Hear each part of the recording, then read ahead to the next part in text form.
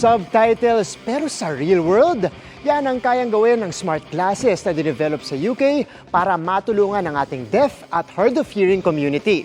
Tara, let's change the game! Ang layo na ng tanaw ng mga eyewear ngayon. Mula sa prescription glasses o mga salamin para sa mga malalabong paningin. Mga eyewear protection sa sikat ng araw. O kahit pamporma.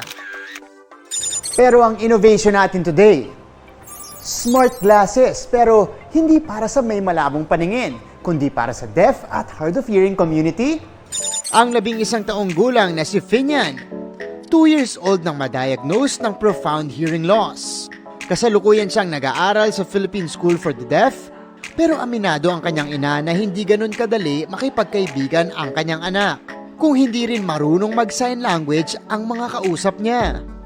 Nung nakaraan, katulad ng nakaraan, may bagong mga kalaro siya. Tinawag po siya, tapos sabi ko, oh, bakit umuwi ka na? Sabi niya, hindi niya naman daw naririnig, kaya umuwi na lang daw siya. Hindi daw sila magkaintindihan. Pero maya-maya bumalik naman po siya ulit doon. Kaya para mas maging inclusive sa ating deaf at hard of hearing community, nabuo ang X-ray glass. Dinevelop ng isang UK-based tech company. Ang smart glasses na ito, kayang magpakita ng live subtitles sa salamin mula sa mga pag-uusap sa paligid.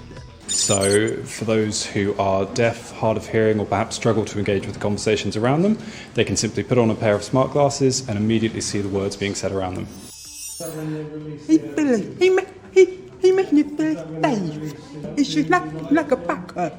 Ang latest version ng X-ray glass gumagamit ng artificial intelligence at augmented reality.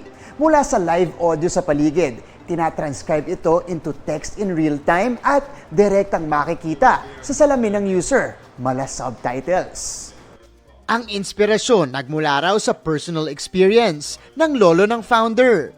So, despite owning some of the world's best hearing aids, he was still struggling to engage with the conversations around him. It wasn't until that evening that he put captions on the TV and everyone saw that he was instantly engaged, and that's very much where the light bulb moment came from.